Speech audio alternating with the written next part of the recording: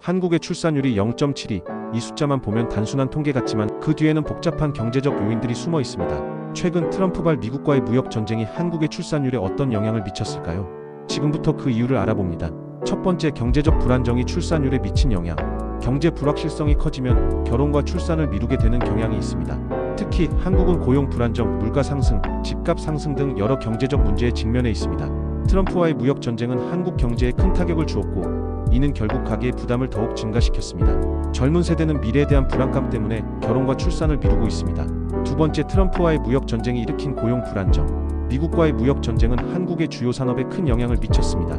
수출에 의존하는 한국 경제는 관세 인상과 무역 제한으로 인해 많은 타격을 받았고 이로 인해 고용 불안정이 심화되었습니다.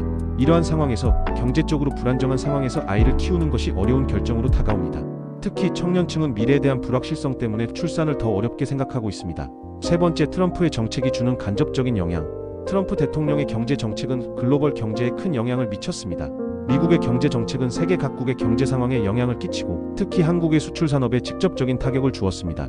이로 인해 한국 경제의 성장 잠재력이 낮아졌고 이는 출산율 감소와 관련이 있습니다. 경제적 불안이 커지면서 젊은 세대의 결혼과 출산에 대한 의지가 약해진 것입니다. 네 번째, 저출산 문제 해결을 위한 정부의 역할. 그렇다면 이 문제를 해결할 방법은 무엇일까요? 출산율을 높이기 위해서는 정부의 역할이 중요합니다. 현재 한국 정부는 다양한 정책을 내놓고 있지만 실질적인 효과는 아직 미미한 상황입니다. 출산을 장려하기 위해서는 경제적 안정과 고용 창출이 중요합니다. 젊은 세대가 경제적 걱정 없이 결혼하고 아이를 낳을 수 있도록 정부가 실질적인 지원을 해야 합니다. 마지막으로, 트럼프와의 관세 전쟁이 한국 사회에 미친 영향. 트럼프와의 관세 전쟁은 한국 경제에 악영향을 미쳤고 결국 출산율 감소와 연결될 수밖에 없었습니다. 경제적 불안정은 결혼과 출산을 미루게 만들며 이는 한국의 미래를 위협하는 중요한 문제입니다. 이 문제를 해결하려면 경제적 안정과 더 나은 사회적 환경을 만들어 나가야 합니다. 출산율 0.72, 이 문제는 단순한 숫자가 아닙니다.